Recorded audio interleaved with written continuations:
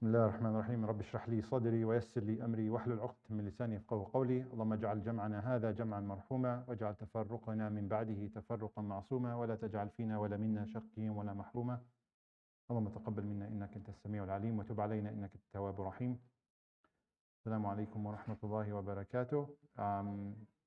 Bear with us, inshallah. This is the awkward time of the year where Maghrib and Isha are doesn't give us much of a break or a space between them, and then Isha is late enough that by the time prayer and Sunnah and people just disperse, it's probably like too late to continue.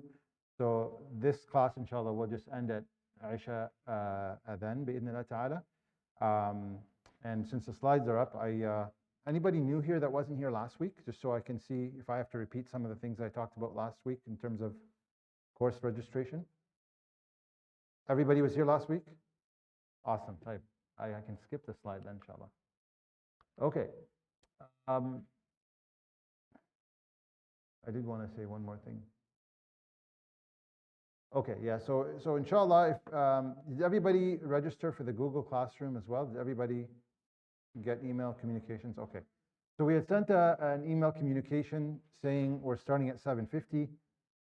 Maybe a bit ambitious, but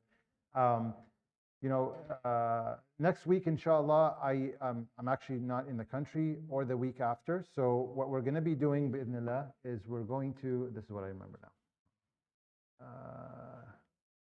Yeah, so we're going to be having classes not on Tuesday. So next Tuesday, please don't, come here, definitely pray and join activities, but there's no class. Or the following Tuesday, there's no class. We're going to make these classes up on Sunday morning, inshallah, at 9 a.m. virtually. Again, as I mentioned last week, it's really tight in terms of trying to condense a juz'u in 2 semesters. So I can't afford to miss 2 weeks, inshallah. So we're going to be holding it Sunday morning. Now, if you want access to the Zoom link, you have to be on the Google Classroom. So please make sure you leave your email with us. Sister Neda will be back before Isha with a registration page, inshallah, that you can put your email if we don't have it. And this way you can get access to the Zoom link, inshallah ta'ala. Okay? And we will be having, so the Sundays that we're going to be meeting are this Sunday, okay? The next Sunday, but then the 8th is, so just 2 sessions virtually, the first 2 Sundays from now. That 3rd Sunday, we won't have anything because the Tuesday, inshallah, we'll be continuing the class. And we're not going to have class with, 2 classes within 2 days. Although I'd like to, but it'll give me more time, inshallah. So last week, so any questions on that before we continue on with the tafsir? Okay, so last week we started Juz'u Amma, and we talked about how Juz'u Amma is the summary of the Quran. It has the most number of surah, and we know that each surah comes with one main idea or main concept that it communicates. And of course, Surah Al-Baqarah and Surah Al-Ikhlas, right? Drastically different in length, but what do they have in common? They both have one main idea or one main concept. So, irrespective of the length, each surah came with that idea. And Juz'u Amma contains the ideas that summarize the Quran and the message of Islam. And so this is why it's important that we cover this surah. So last week, we started with the first surah of the Juz'u, and that is Surah An-Naba. Can somebody remind us what does An-Naba mean?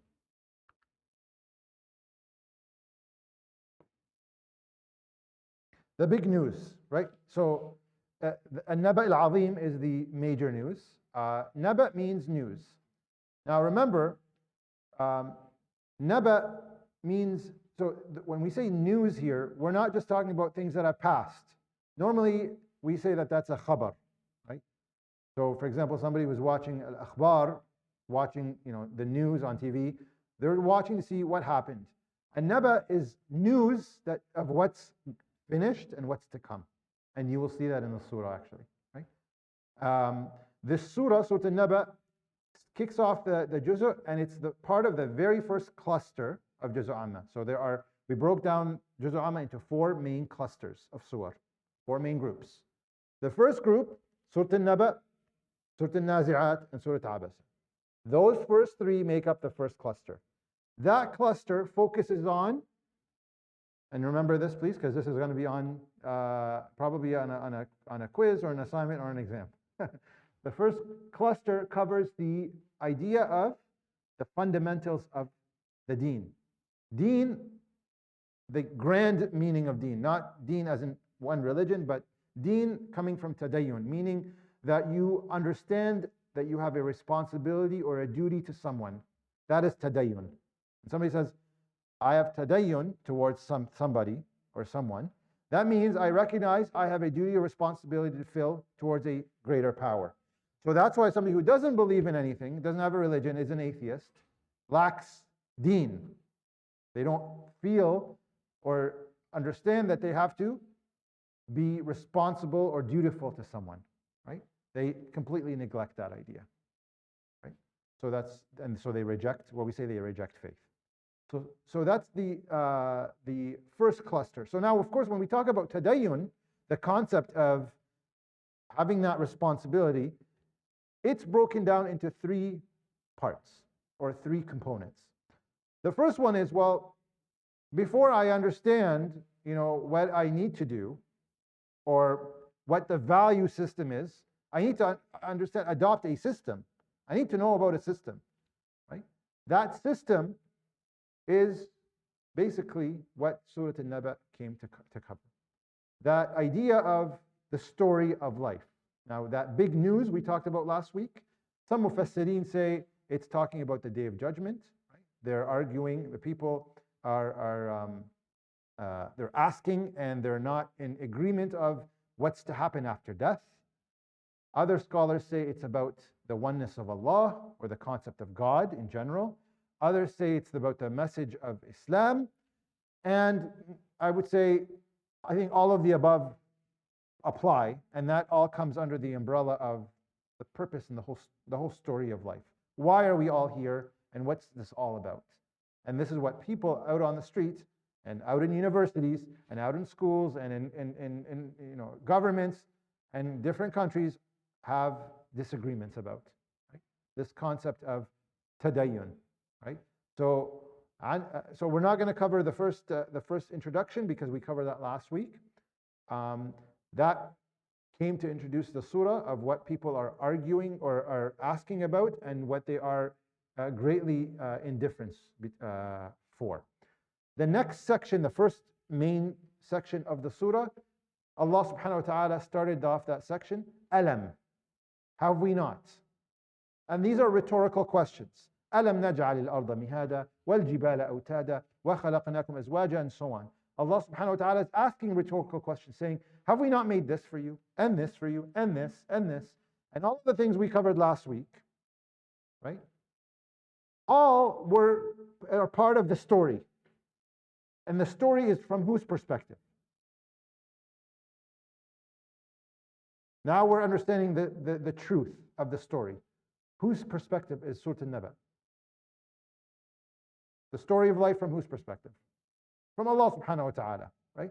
So if you want to know the true purpose and understanding of what this whole system, this whole universe is about, this is the perspective of Allah in Surah An-Naba.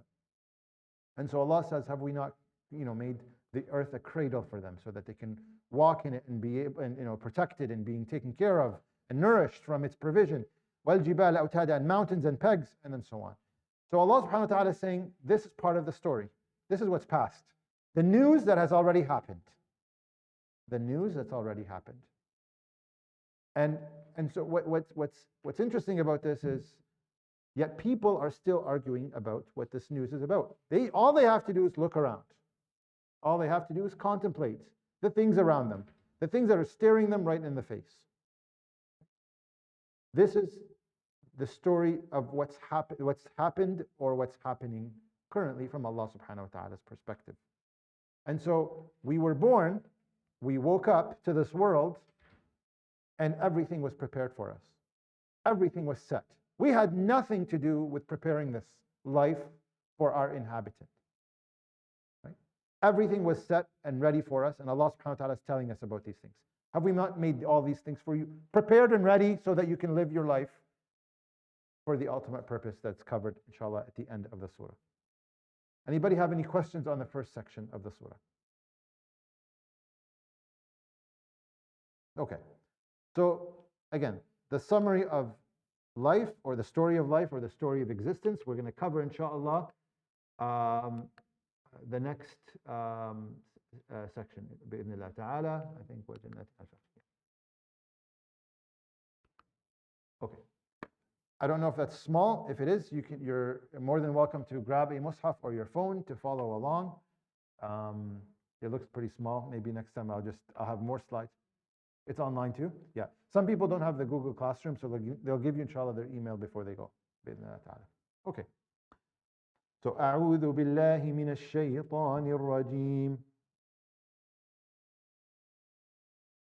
بسم الله الرحمن الرحيم. إن يوم الفصل كان ميقاتا. يوم ينفخ في الصور فتأتون أفواجا.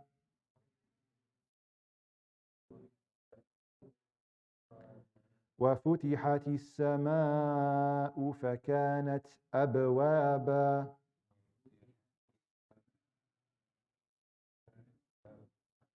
وسيرت الجبال فكانت سرابا.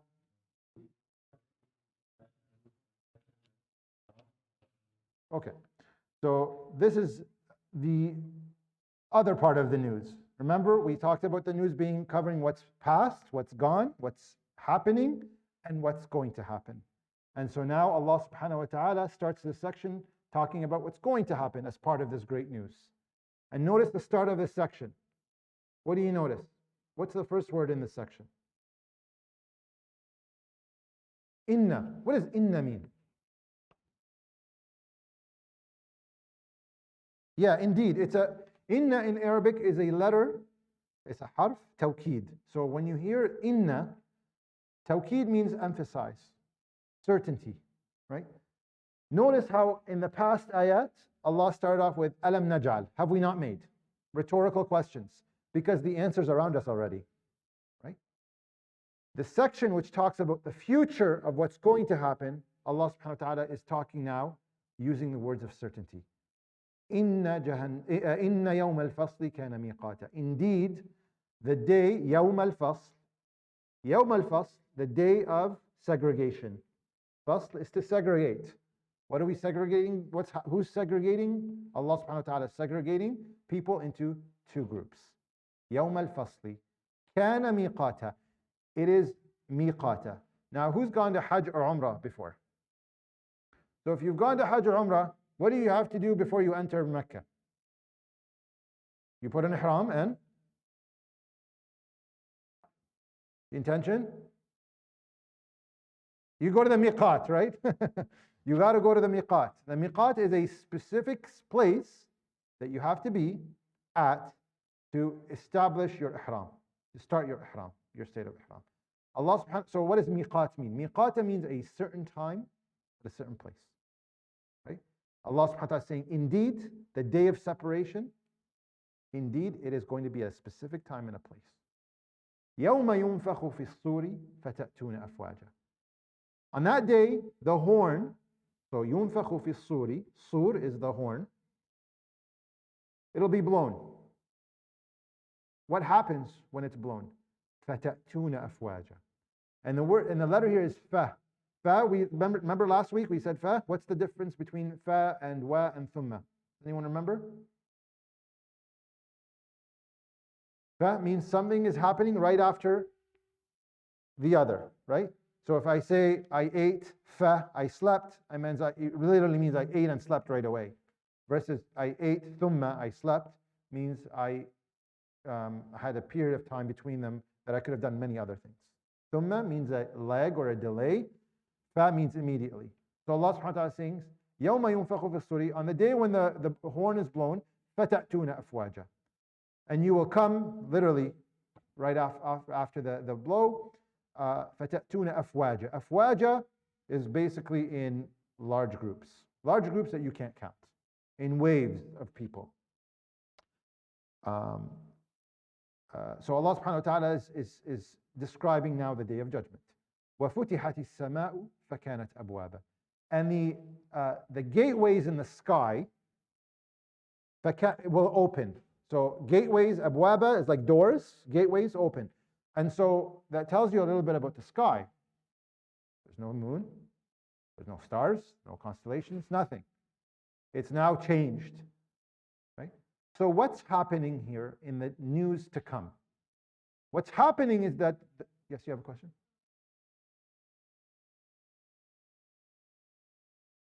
Fa. Fa is immediately, yeah, no problem. And wa means and there's no specific time referenced with wa and, right? I ate, I slept, and I slept, or I slept and I ate, sequence doesn't matter with the letter wa. Okay? So here we're obviously the news of what's to come is the day of judgment, right? Now, what you'll notice is Allah subhanahu wa ta'ala is describing the day of judgment and what's going to happen. What you will notice in these ayat is that the laws that Allah talked about in the first section no longer apply here. The laws of dunya that Allah created, alam naj'al, right? We talked about the mountains being pegs, right? We talked about the mountains being pegs to hold the ground still so that you and I can walk and transport with safety and with on concrete ground that it's not moving and it's stable, right? What's happening on the day of judgment? The rules, the laws completely are gone, completely different. So no stars. وَفُتِحَتِ السَّمَاءُ فَكَانَتْ أَبْوَابًا وَسُيِّرَتِ الْجِبَالُ فَكَانَتْ سَرَابًا. And the mountains, which used to be pegs, right? Which used to be pegs, are now وَسُيِّرَتْ. They're made to walk. They're made to march. وَسُيِّرَتِ الْجِبَالُ فَكَانَتْ سَرَابًا. Saraba is like a mirage. It's moving as if it's like a mirage, right? You know, everyone knows what a mirage is. When you look in the desert and it's hot and you see like water on the surface of the ground because of the heat, the mountains look like they're walking like a mirage. And they are, and indeed they are being moved. So the mountains that used to be pegs are now changing. The nature of everything on the Day of Judgment has changed. So that's the next section that Allah subhanahu wa ta'ala is saying to us, this is what's to come. So what happens on this day? Well, as part of this, remember it's Yawm al-Fasl, the day of separation, the day of segregation. Then the segregation, the description of that comes in the next part of the surah. So let's read that together, inshallah. Inna jahannama kanat mirsada للطاغين مآبا لابثين فيها أحقابا لا يذوقون فيها بردا ولا شرابا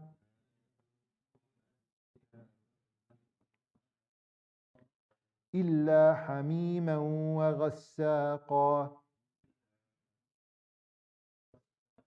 جزاء وفاقا إنهم كانوا لا يرجون حسابا وكذبوا بآياتنا كذابا وكل شيء أحصيناه كتابا فذوقوا فلن نزيدكم إلا عذابا.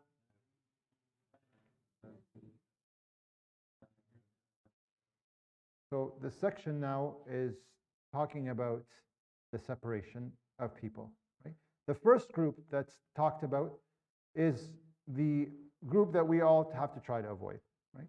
Allah subhanahu wa ta'ala starts the section again with inna. Inna means indeed, to emphasize, right? with certainty. Inna jahannama kanat mirsada. Now, these ayat are quite scary. Right? Jahannam is the name of hellfire. Mirsada comes from mirsad. Mirsad means to wait in ambush. You know when there are thieves waiting behind the bush to ambush someone to rob them? Right? That process of waiting until somebody comes so they can attack them and harm them, that's mirsad. Okay? That's mirsad. In Surah Al-Jinn, Allah subhanahu wa ta'ala says about the jinn, وَمَنْ يَسْتَمِعِ الْآنَ يَجِدْ لَهُ شِهَابًا رَصَدًا. Rasada comes from the same root, that anybody who tries to listen to, to the secrets of the heavens, Allah subhanahu wa ta'ala will, there's something waiting for them. Shihab, which is like a flame, a rock with a flame. So something waiting in ambush. Now imagine, وَالْعِيَاذُ بِاللَّهِ, that hellfire is waiting to pounce on people. It's waiting in ambush. Right? So this is how Allah subhanahu wa ta'ala brings about the first discussion of the hellfire in the juz. And it's before Jannah, by the way, and I'll talk about that, inshallah, the significance of that shortly. Who is Jahannam for? لِلطَّاغِينَ مَآبًا. Now, this is important because Allah subhanahu wa ta'ala uses words to describe people. The description here is taghin. It's not kafirin, it's not mushrikeen, it's taghin. Taghin means, in English, they use the word transgress. So you have a boundary and you transgress that boundary knowingly. Knowingly, not unknowingly, but knowingly. You know that this is a red line, you cross it. Right? The two characteristics that exist in someone who knows there's a red boundary and they still cross it: arrogance, because they say, I'm beyond that. I don't care what this means. I can do whatever I want. Right? I know this is a red line. I'm crossing it anyway. Arrogance. And when people are arrogant, they see people below them. They see others less than them. So they tend to oppress them. So oppression is the other characteristic of taghin. When you transgress, you're basically oppressing. You oppress other people. You also oppress yourself.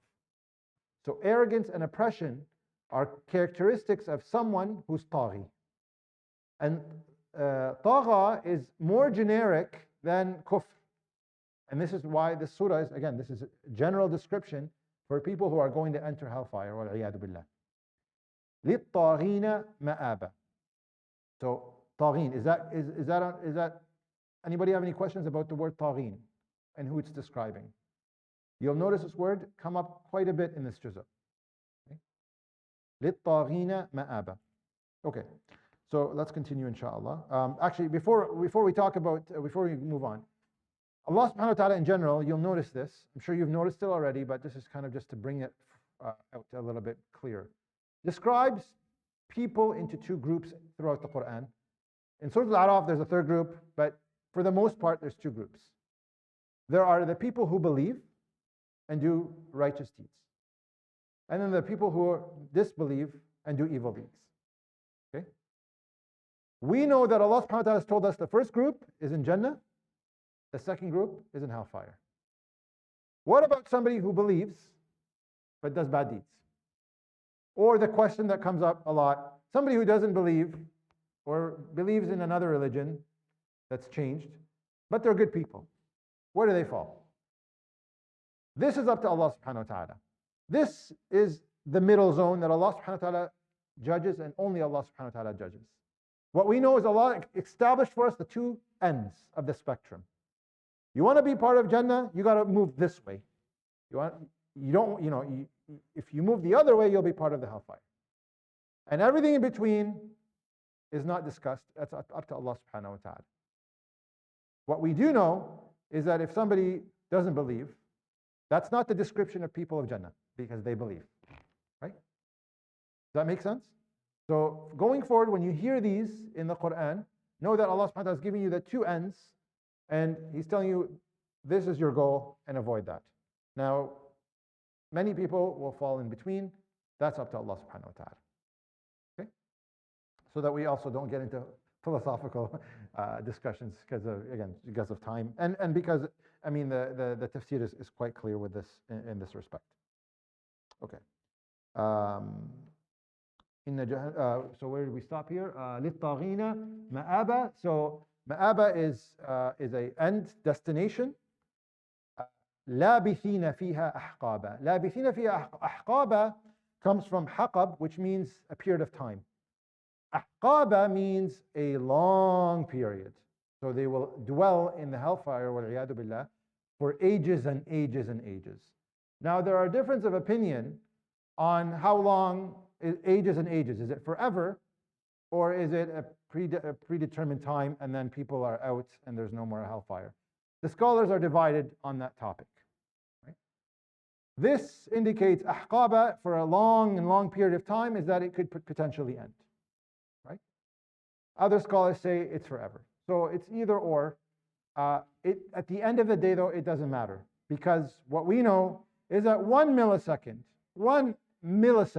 in the hellfire is too long.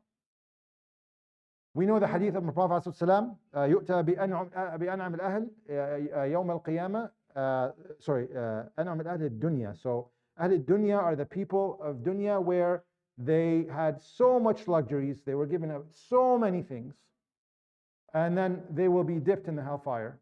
So a dip is literally very quick moment in time, right? And they will be asked, هل رأيت من نعيم قط? Have you ever seen any good in your life? And they will say, no, never. I did not see any good in my life. These are people who had everything they wanted in dunya. All the luxuries you can imagine. And for a millisecond, they were dipped in the hellfire. And that was all forgotten. That's how severe the hellfire is.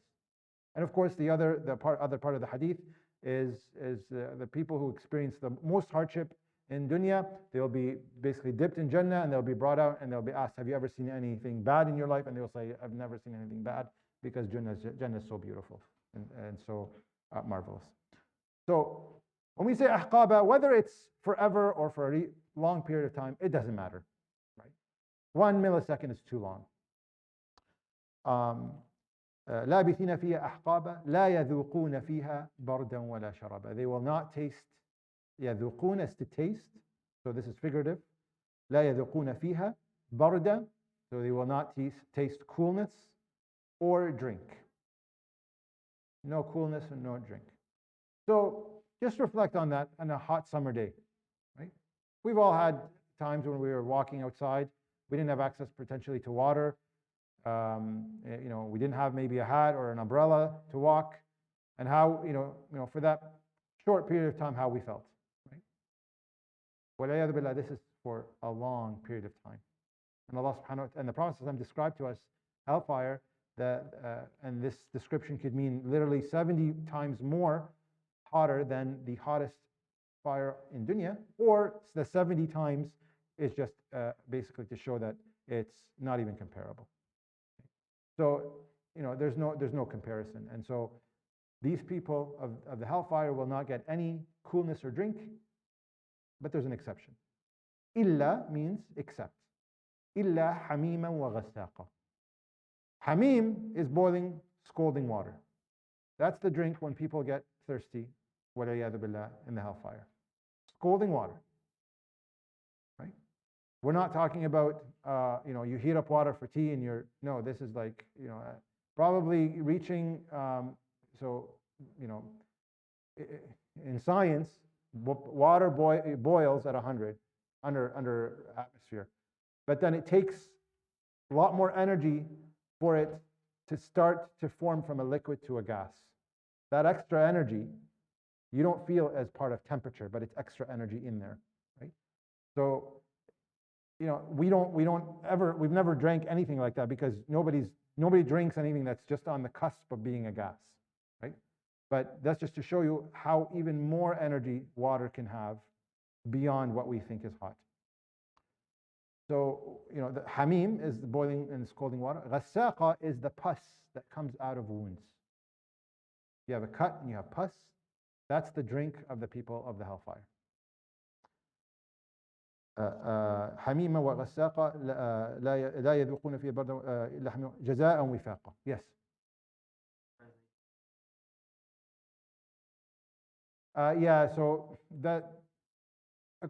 So the majority of the tafsir that I've read from the references that I mentioned earlier reference as a plus. But I don't know which tafsir that, I mean, I'm sure it's reference, but if you can send that to me maybe.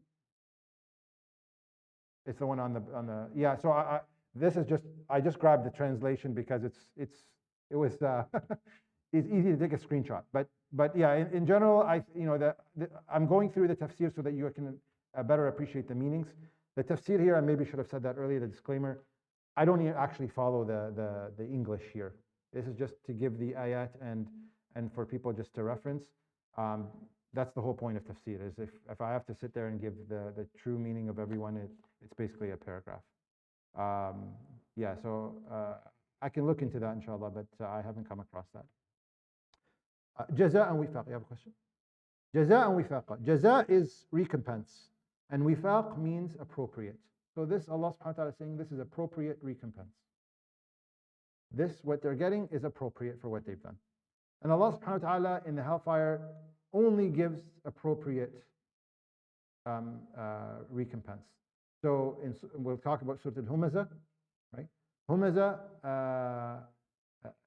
are the people who put down or mocked other people, right? They put them down or mocked them, and they basically attacked people's conscience. So those people, Allah subhanahu wa ta'ala says, they will be in Hutama. وَمَا أَدْرَاكَ مَا الْحُطَمَةِ. Hutama is a special place in hellfire that targets al-af'ida, the conscience. So people who put down other people, they targeted their person, they targeted their dignity.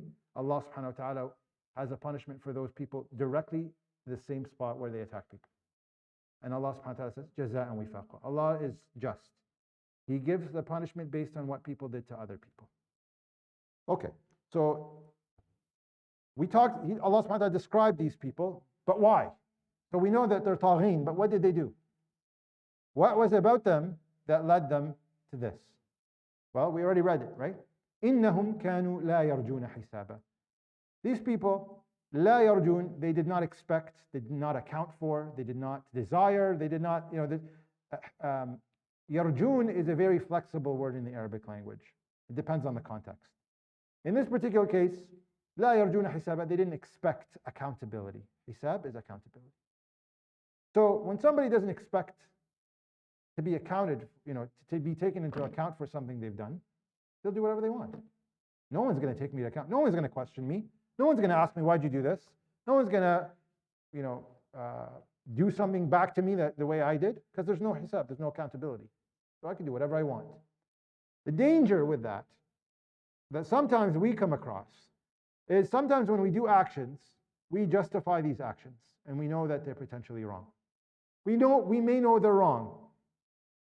We do them, but we justify. There's not one human that does something unless they justify it to themselves. It could be the worst wrong, but that person has justified that wrong to themselves. They could have said, oh, somebody pressured me to do it. I didn't want to do it. I was put in the situation. I didn't know what to do. That's the only way out. Right? Other people will say, no, I had an exception because I'm not part of the majority. I have my own reasons, so I'm allowed to do this. Justification after justification. Right? And when do we justify? When we subconsciously, this could happen to us when we don't think we're going to be taken into account. Or this part, Allah is not going to ask us about. So it's okay. It's okay to do. Right? And this is the characteristic of these people. إِنَّهُمْ كَانُوا لَا يَرْجُونَ حِسَابًا. They did not expect accountability. What else did they do? وَكَذَّبُوا بِآيَاتِنَا كِذَّابًا. Takdhib means you know something is right, but you reject it anyway. Takdhib, remember this as well, because this is an important word. You know something is right, but you reject it anyway.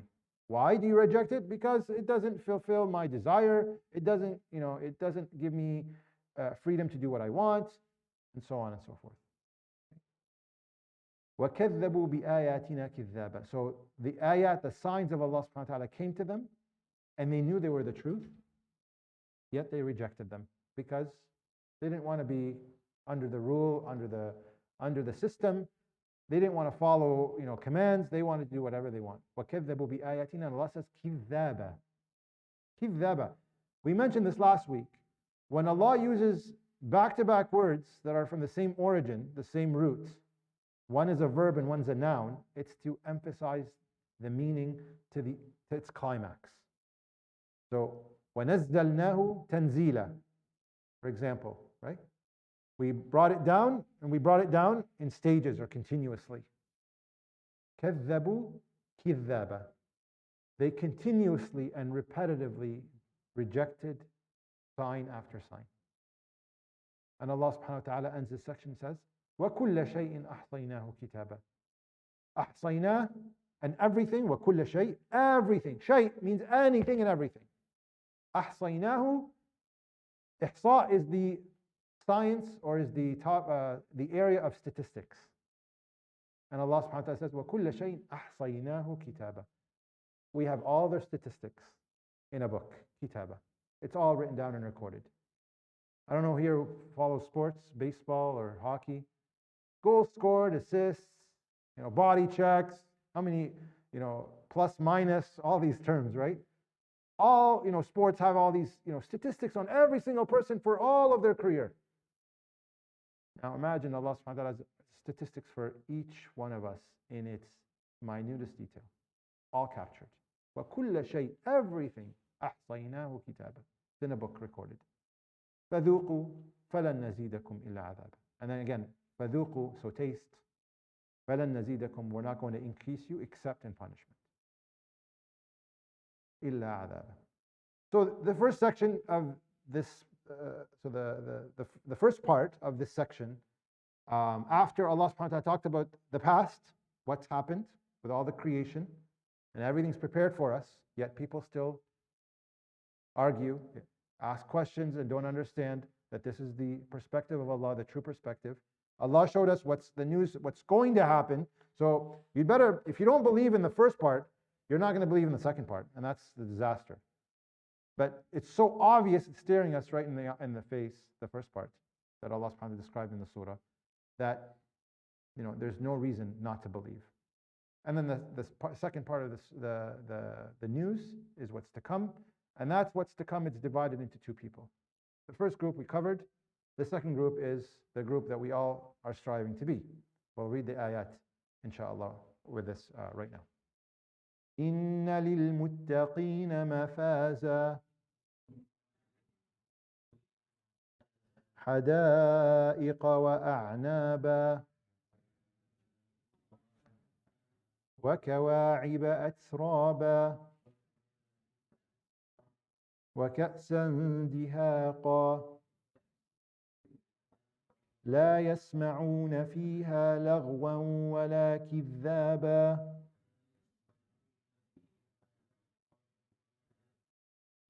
جَزَاءً مِّن رَّبِّكَ عَطَاءً حِسَابًا.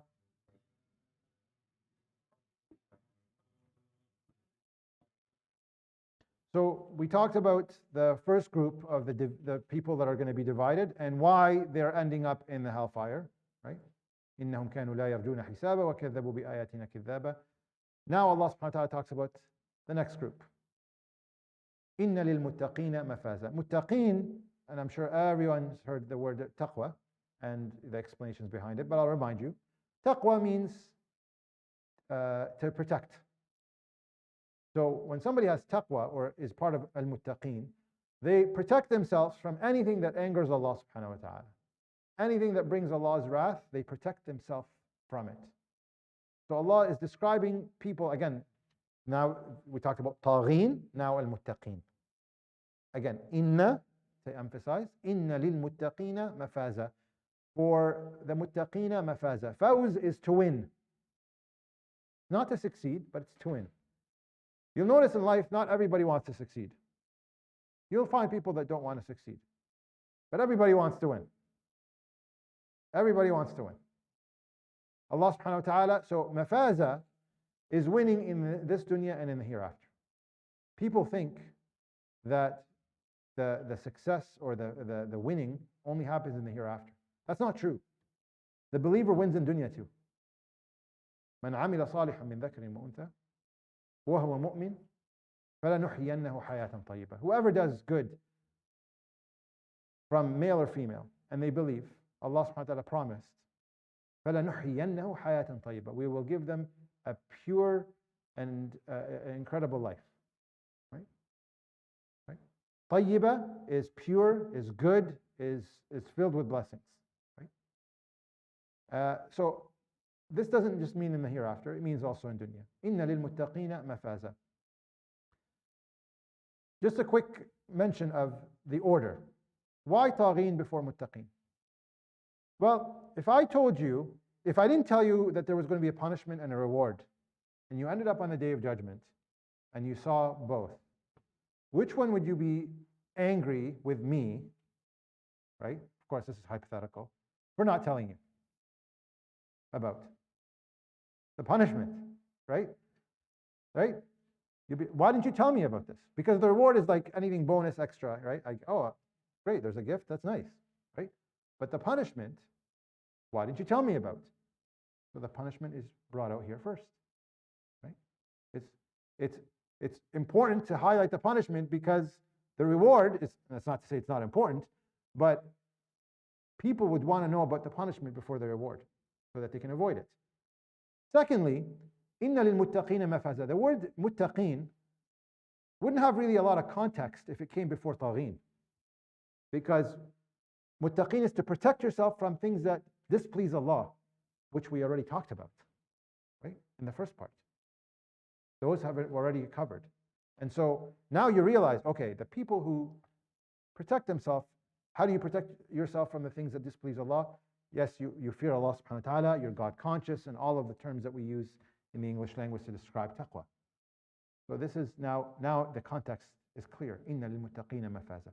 حَدَائِقَ وَأَعْنَابَ. Hadaiq, gardens, and a'nab. A'nab are, comes from inab, or basically, it says here vineyards, or grapes. Grapes is a symbol of plentifulness, because grapes come in bunches, and luxury. You guys see, what they did in other nations with Caesar and whatnot, right? It's a symbol of luxury, right?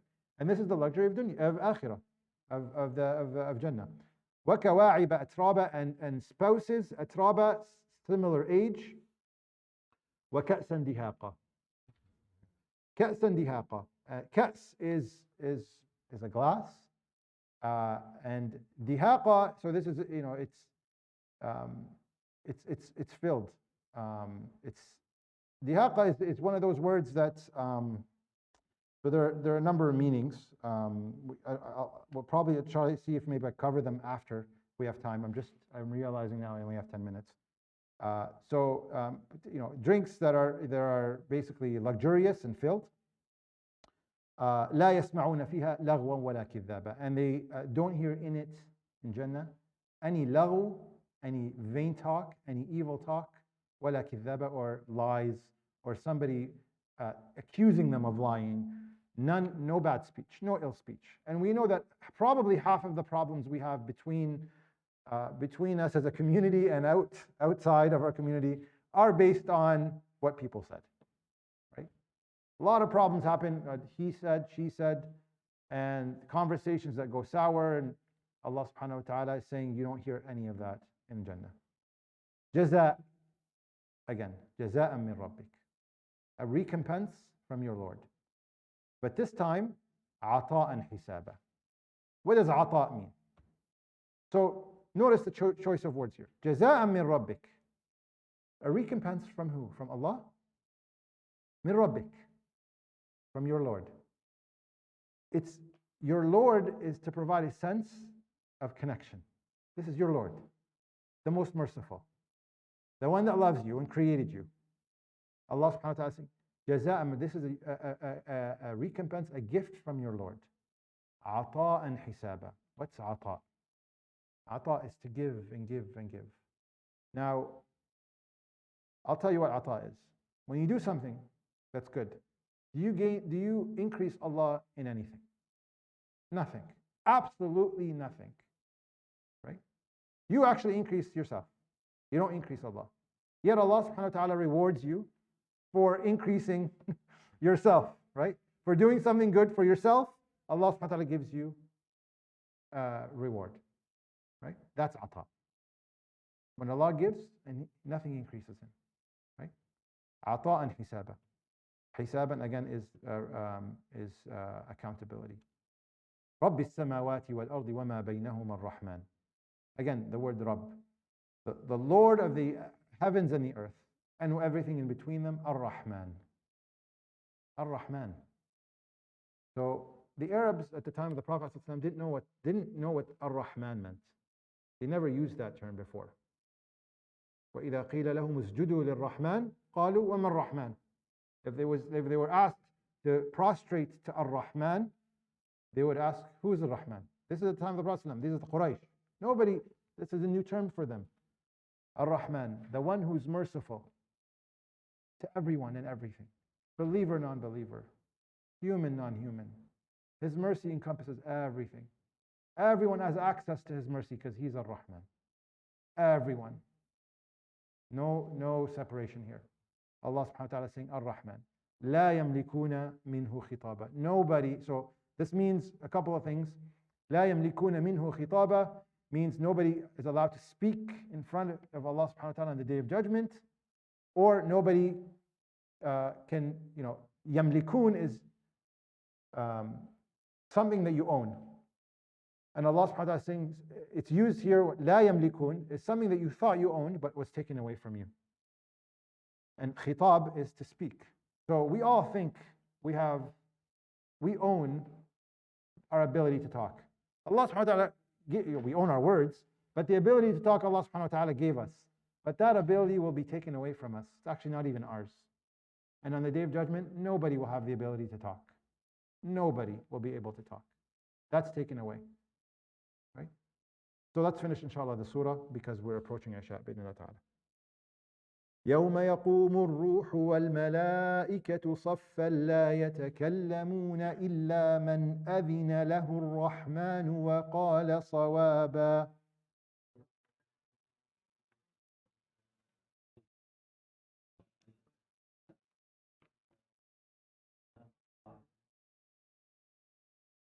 ذلك اليوم الحق فمن شاء اتخذ إلى ربه مآبا.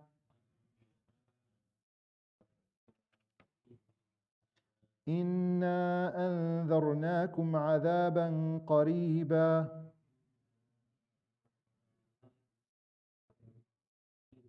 يوم ينظر المرء ما قدمت يداه ويقول الكافر يا ليتني كنت ترابا.